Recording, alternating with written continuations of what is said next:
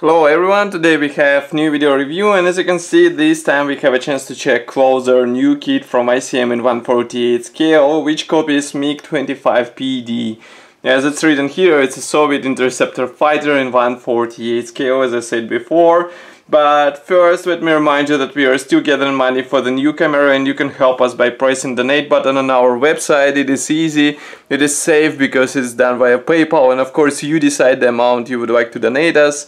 Some of you already sent us money and we were able to buy LED light, but as I said before, your donations will help us get the new video camera as well. So this is a new version of the MiG-25 kit from Ukrainian manufacturer. It is still molded in 1/48 scale. As you can see, it comes in this huge box. Here you can see in comparison with my hand. And note here that this is a new standard of the box. It is thicker than the usual typical ICM standard, and therefore there is more space inside. You will see it further in the video review. On the side of the box we have short history note and also some information about the kit. There are 202 parts inside, and from the other side you can see marking option. It's the same as what you can see on the box art here. Now let's open it. It's a bit of a tight fit, so just give me a second to remove the top cover. I guess it will require some time because it's a bit tricky. Nevertheless, it should be interesting to see how this kit is molded. As far as I know, Ukrainian manufacturer also plans to have this set in 1/72 scale. Nevertheless, for now we have it only in 1/48. As you can see, I'm still struggling to remove this top cover. I guess somebody who was gluing it was a bit too optimistic on the fit, because it's a really precise fit, and I'm still struggling to remove this box.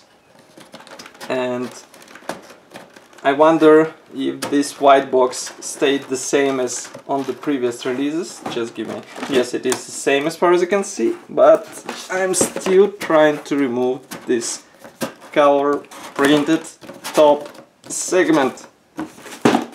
Ooh. I wonder if somebody will be brave enough to close it back. But as you can see, finally we removed it 5 hours later. And as I said, this white sturdy cardboard box should protect everything inside. As you can see, it's a top loaded, and as you can see, there is plenty of space inside. And this is a quite nice feature, because before we had a tight fit and we had to cope with some broken or even damaged parts in the package. All frames are packed into the same plastic bag, and now I need a second to remove them out of this plastic bag, and we will check them closer in a second. Okay, so we're gonna start with this plastic frame, which is packed into the separate clear transparent bag. Of course, here we have parts for the canopy, and this is 1/48 scale kit, so we have openable canopy. I mean, it can be copied in two positions on your aircraft, open or closed. Of course, masks are not included, but as you can see, molding quality is really nice, and we even have this transparent part for the dashboard on this aircraft. Next we have this nice gray plastic frame, which is dedicated to large fuselage parts. As you can see, there's a top section and this is a belly section, let's say. Also here we have some elements for the landing gear section, and overall molding quality seems to be fine.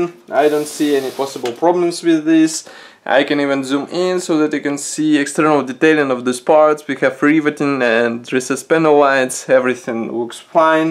Inside we have special brackets, as you can see, for proper position of all elements inside. And note here the detailing of all those landing gear doors, which will have to be glued on the fuselage as well. So quite nice, let's say, detailing of this kit. Then we have two absolutely identical plastic frames. These are dedicated to missiles for this aircraft. We have here pylons as well as missile parts. Note that each missile should be assembled out of several elements. I will zoom in so that you can see this closer. Let's flip it over. So as you can see, we will even have to combine these two halves together. So in other words, if you have a chance to get a resin replacement for this build, I would rather opt out for such let's say option, because this 1/48 scale kit deserves nice detailing and it's worth investing into missiles which will look good in finished state. Here we have another grey plastic frame. I will zoom out so that you can see it whole. Here we have these separate panels for engine gondolas, also another parts for nose section, because it will be assembled separately, and inside we have this minor detailing for engine sections as well as for the air intakes and special position elements for the cockpit area. I will zoom in so that you can see it closer. Here it is. Of course, for the nose section we have position or guiding elements which should help during assembly, and here you can see external detailing which is approximately the same as what we saw on fuselage parts, so no worries about possible lack of external detailing on this model. Next we have another nose section elements. Here you can see the nose cone, which again should be glued out of two halves, and it might be tricky for some of the modelers because these are quite large parts, but at least we have position pins inside, so these elements should come handy while joining these two halves together. I will zoom in so that you can see external detailing. Again, riveting and recessed panel lines are present on both halves, of course, but we all can agree that we would prefer to see single piece nose cone in such huge kit, and this element will be easier to combine together.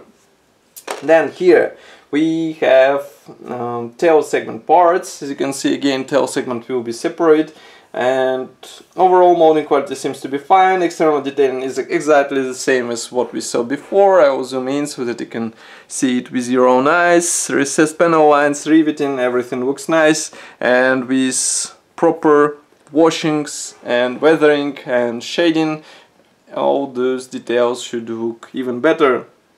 Landing gear wheels will have to be assembled out of two halves.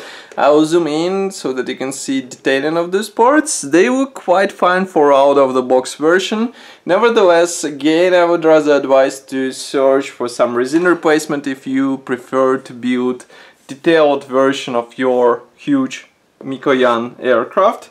And here you can see another half of landing gear wheels which look quite fine.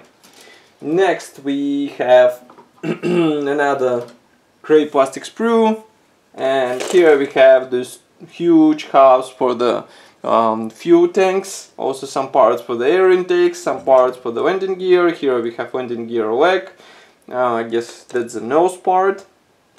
Here we have these two large sections which are actually top panels for the landing gear wheel wells, and note that they feature some detailing as well. Here you can see it closer. Of course, it can be picked up with help of washes. And next, last but not the least, is this grey plastic sprue, which is dedicated to wing parts. As you can see, each wing will be positioned with help of these large halves, slats, and inside we have position elements as well, as far as you can see. Here's, for example, position pins, and again, external detailing looks the same detailing as what we saw on the fuselage halves. So again, recessed panel lines and riveting. And I think it will be easy to combine those wings together, and maybe even to paint them separately from the fuselage and then just to insert them into the fuselage. It will be up to you how you assemble your own aircraft, of course, but this option exists and it will be up to you, as I said before. Then we have assembly manual, which is typical for ICM. I am a bit surprised because I see that there are several decal sheets inside. As usual, we have short history note here in Russian and English. Then we have parts map, and as I said before, we have several decal sheets. So here you can see the first one, and then we have second one which carries all necessary stencils for this model. So it should be quite detailed marking once you apply all those symbols, all those decals on your aircraft. As for the parts map, note that some of the missiles won't be used, and otherwise we have to use almost all parts. Assembly process starts with cockpit, of course, then we continue with nose section. We attach those are air intakes. Then we assemble belly panel, we attach everything to this panel. Note that landing gear wheel wells will be placed like this. As you remember, MiG-25 had a quite weird mechanic for the landing gear system. Here we have the engine section, assembly process, then we close all fuselage panels together, and that's a quite nice feature about this kit, because you won't have seams in visible areas. Everything is divided precisely into the panel lines on actual aircraft. Then we continue with tail section, we attach wings, then we assemble landing gear doors. Note that you will have to put some weight into the nose section, and we have here a precise weight of what will be needed there, 25 grams. Then we assemble external fuel tanks, only one fuel tank. Here we have missiles assembly process, attaching missiles to the fuselage, canopy parts, and in total you have to perform 106 steps in order to have this aircraft ready to be painted. Then we have stencils application guide. Marking guide is printed in color. Here we have first marking option, second marking option, third and fourth. As you can see, that's not that much colorful choice as on some other fighter aircrafts, but we are used for this type of choice on modern fighter aircraft, so it's not that surprising. And that's pretty much all for this video review. I don't see any other possible extras in this kit. Of course, I will be happy to hear your opinion about this kit, and also maybe tell me if you're a fan of jet aircrafts or prop aircrafts. Write it here in the comment section below. If you like this video, press the like button, subscribe to our YouTube channel, and I will see you in the next video review as usual. Bye!